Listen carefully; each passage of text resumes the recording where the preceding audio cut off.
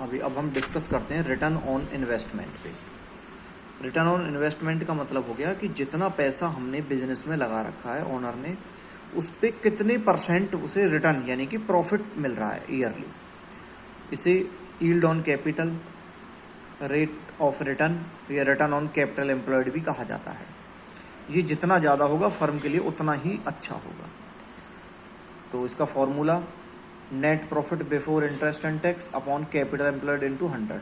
Net profit before interest and tax आप पढ़ ही चुके हैं इंटरेस्ट कवरेज रेशो में। अब देखिए कैपिटल एम्प्लॉयड, इसके दो फॉर्मूले हैं। फर्स्ट है share holders fund plus non current liabilities. Share holder fund का मतलब हो गया जो भी ओनर ने पैसा लगा रखा है। इसमें दो चीज़ें आती हैं, शेयर कैपिटल, दूसरी आती है सिक्योरिटी प्रीमियम रिजर्व। अब आप आगे देखेंगे non current liabilities. Non current liabilities में जैसे आपके डिवेंचर्स हो गए, बैंक लोन हो गए, जो भी आपने लॉन्ग टर्म के लिए लोन ले रखे हैं या कोई प्रोविजन है, ठीक है ना। सेकंड मेथड है कैपिटल एम्प्लॉयड का, total asset minus current liabilities. उसका दूसरा तरीका है non current asset plus working capital, non current asset plus current assets minus current liabilities, ठीक है ना। इसे हम ऐसे भी लिख सकते हैं tangible asset plus intangible asset plus non current investment plus long term loans and advances, ठीक है ना।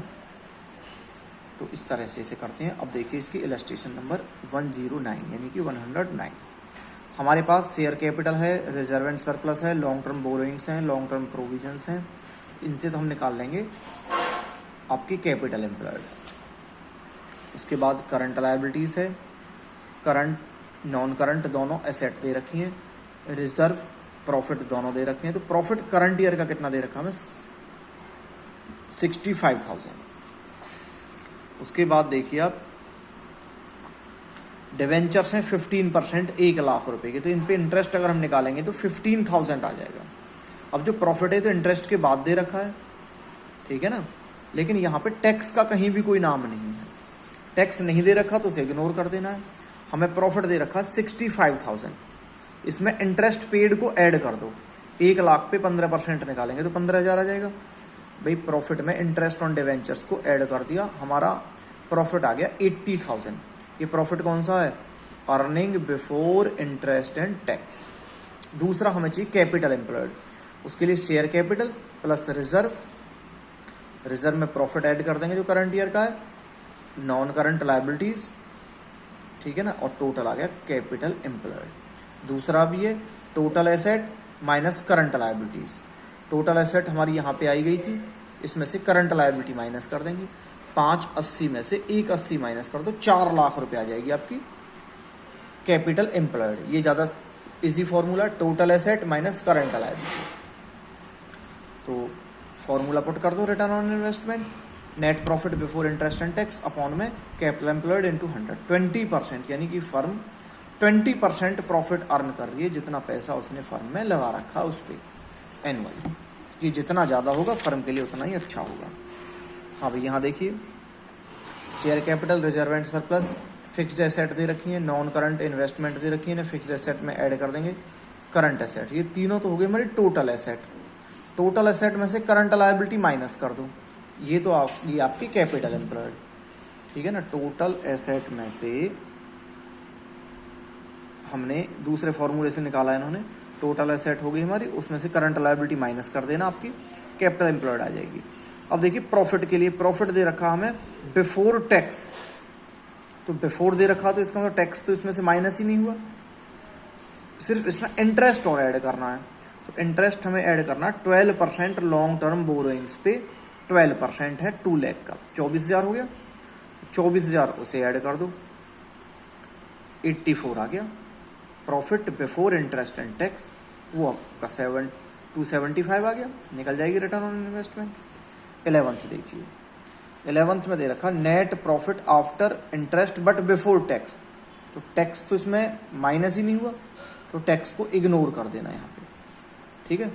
इसमें आप ऐड करेंगे 15% लॉन्ग टर्म डेप्ट्स हैं 4,00,000 के, तो 4,00,000 पे 15% के हिसाब से 60,000 हमने इंटरेस्ट पे किया है। इंटरेस्ट को वापस प्रॉफिट में ऐड कर दो, profit before interest and tax आ जाएगा 2,00,000 रुपये। 1,00,000 का तो दे ही रखा था, 60,000 और ऐड कर दिए। कैपिटल एम्प्लॉयड के लिए आप simple formula, shareholder fund दे रखा है प्लस लॉन्ग टर्म डेब्ट्स, तो ये आ गया आपका 640, रिटर्न ऑन इन्वेस्टमेंट निकल जाएगा।